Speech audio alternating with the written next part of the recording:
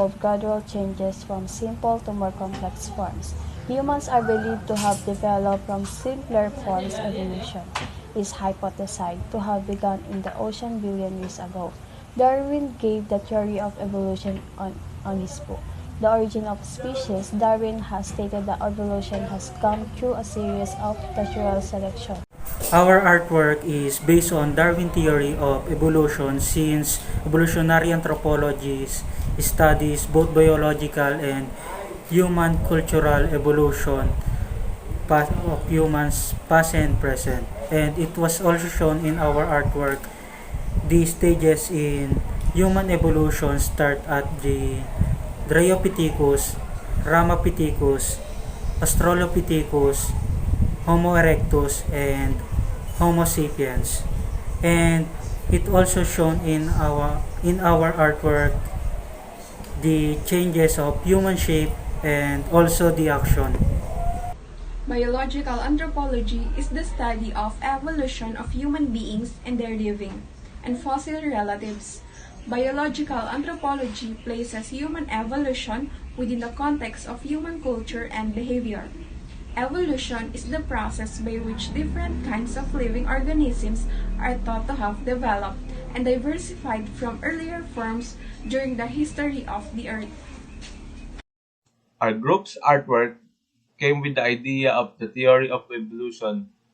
This theory is all about the relationship between each other and how they change. In our time, this can be used as a symbol for us who adapt to every change that happens to us. The Background and the Beginnings in the Miocene of Human Evolution by John Mark E. de la Cruz. Let us first talk about what is Miocene. Miocene is relating to or being an epoch of the Tertiary period of geological history or the corresponding series of rocks. Means that this is what they found in rocks, and that's how they build up the idea and research about human evolution.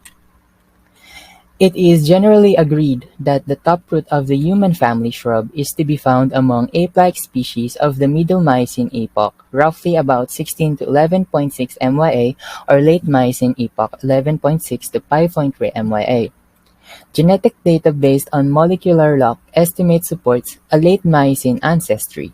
Various Eurasians and African Miocene primates have been advocated as possibly ancestors to the early hominids, which came to the scene during the Pleistocene epoch, 5.3 to 2.6 MYA. This is where the idea of us human came from, the ape-like species. And it is believed that our possible ancestors is the African Miocene primates. Now, the anatomy of bipedalism. You may ask, what is the connection of bipedalism in our study? As we all know, as humans are walking with 2 feet, and our ape-like ancestors too. That's why it is connected. Bipedalism is not unique to humans, though our particular form of it is. Kung makikita niyo po, nakatayo lang tayo while our ancestors ay may nakabend ng onte. Yun lang yung pinagkaiba or different ng bipedalism natin sa kanila. Whereas most other mammalians, bipeds hop or waddle. We stride. H. sapiens is the only mammals that is adapted exclusively to bipedal striding. Unlike most other mammalians orders, the primates have been limb-donated locomotion. Accordingly, human bipedalism is a natural development from the basis arboreal primate body plan, in which the hind limbs are used to move about and sitting upright is common during feeding and rest. And that basically means that we, human, and our ancestors use the limbs to move, not other animals like fish who use tails. And our ancestor is the only mammals who adapted bipedalism than the other animals. Who hop like frogs and waddle like fish. Evolutionary anthropology studies both the biological and the cultural evolution of humans, past and present. Based on a scientific approach, it's bring together fields such as archaeology, behavior ecology, psychology, primatology, and genetics. As a dynamic and interdisciplinary field. It's drawn on many lines on evidence to understand the human experience, past and present. Humans are primates. Physical and genetic similarities of how they show that the modern human species, Homo sapiens, has a very close relationship to another group of primate species, the apes, or the humans and the great apes of Africa, chimpanzees, and the gorillas.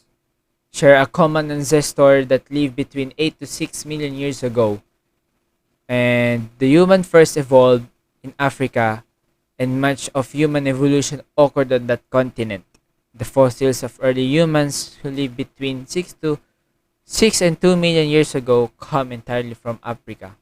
In biology, evolution is the change in the characteristic of the species over several generations and relies on the process of natural selection.